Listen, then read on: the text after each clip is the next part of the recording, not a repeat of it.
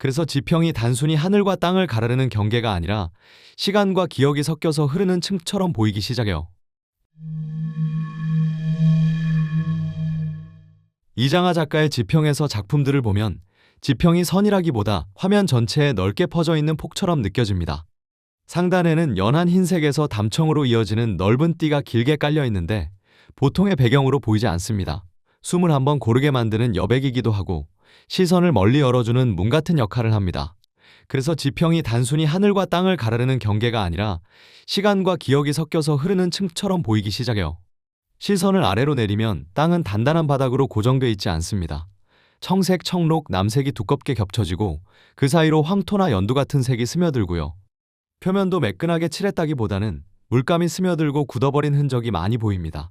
그러니까 여기는 땅이니까 안정적이다라는 느낌이 바로 생기기보다는 땅 자체가 흐르는 것처럼 물처럼 움직이는 것처럼 느껴져요. 땅이 바탕이 아니라 계속 변하고 쌓이고 지워지는 기억의 층이라는 생각이 자연스럽게 들어옵니다. 작품들을 흥미롭게 만드는 건 그 퇴적된 바탕 위에 떠있는 기호들입니다. 원형, 타원형, 줄무늬가 들어간 형광색 오벌, 작은 링 같은 것들이 화면 곳곳에 박혀있죠. 어떤 작품에는 큰 붉은 구체가 마치 행성처럼 떠있고요. 어떤 작품은 붉은 세로선이 화면을 관통하듯 내려와요. 또 어떤 화면에서는 링이 공중에서 좌표를 찍는 것처럼 떠있습니다. 이건 장식이라기보다 관객의 시선을 계속 이동시키는 장치로 보입니다. 풍경을 하나의 장면으로 고정시키지 않고 계속 탐색하게 만들어요. 어느 순간에는 풍경을 보는 눈이 지도 앱을 보는 감각이랑 닮아가는 느낌도 있습니다. 작품들에서 특히 반복적으로 보이는 아이콘들이 있어요. 와이파이 신호 표시, 무한대 기호, 위치핀 같은 표식, 그리고 무엇보다 시계 도상이죠. 시계가 땅 위에 놓여있기보다 공중에 떠있는 경우가 많거든요. 그 모습이 꽤 강하게 들어옵니다. 시간이라는 게 더 이상 대지의 리듬에만 묶여있지 않고 공중으로 떠올라서 화면 전체를 관리하고 감시하는 것처럼 느껴지기도 해요. 하늘도 더 이상 비어있는 공간이 아니고요. 이미 보이지 않는 신호와 기호가 활주하고 점유한 장소처럼 보입니다. 그렇다고 이 작품들이 기호의 세계로만 가지 않습니다. 오히려 촉각적인 바탕과 선명한 기호가 한 화면에 같이 있으니까요. 관객이 두 종류의 시간 사이에서 왔다 갔다 하게 됩니다. 하나는 스며들고 쌓이는 시간이에요. 물감이 번지면서 남기는 얼룩, 점들이 모여있는 흔적, 표면의 텍스처 같은 것들이 오래된 지층처럼 느껴지죠. 다른 하나는 측정되고 갱신되는 시간이죠. 시계나 숫자 같은 요소들이 표준화된 시간의 얼굴을 보여줍니다. 전시장 안에서 그 둘의 온도차가 계속 느껴져요. 그리고 몇몇 작품에서는 화면 하단에 붉은 아치 형태가 크게 자리해요. 어떤 화면에서는 아치 안쪽에 와이파이 같은 표식이 들어가 있고요. 또 어떤 화면에서는 그 아치가 통과해야 하는 문처럼 보이기도 합니다. 저는 이 아치가 경계의 형식이라고 느꼈어요.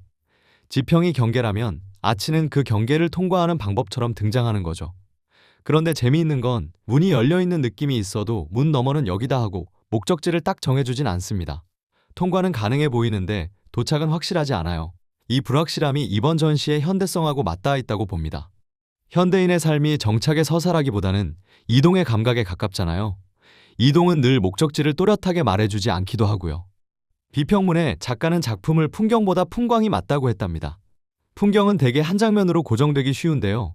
풍광은 장면을 넘어 공기, 거리, 넓이 같은 체감 전체를 포함하잖아요.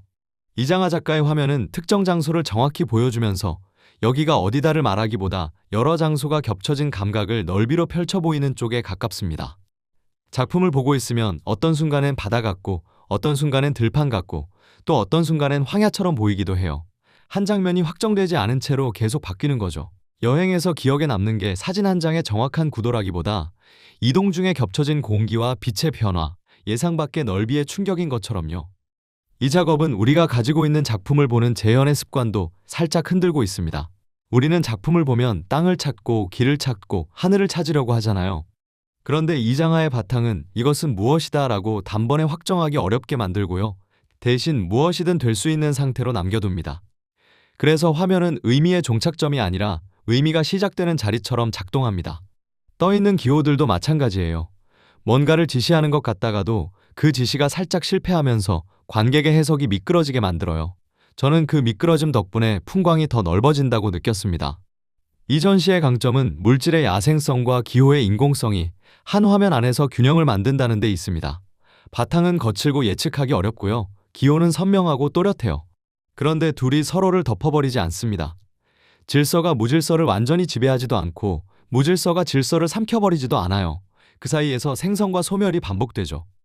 어떤 작품에서는 붉은 행성 같은 구체가 강하게 떠오르고 다른 작품에서는 그 자리가 비워지면서 작은 점과 링들이 리듬을 만들어요. 연작을 이어서 볼 때 역동적으로 느껴지는 이유는 같은 그림이 반복되기 때문이 아니라 같은 문법이 계속 변형되기 때문이라고 봅니다. 그래서 이장하의 지평은 풍경의 끝이 아니라 감각의 시작점으로 바뀝니다. 지평은 선이 아니라 폭이고요. 땅은 단순한 바탕이 아니라 기억의 층으로 보이기 시작합니다. 기호는 설명이 아니라 흔들림의 장치로 작동합니다. 그리고 그 흔들림 속에서 관객은 한 장소에 정착하기보다 여러 시간과 여러 감각 사이를 항해하게 되죠.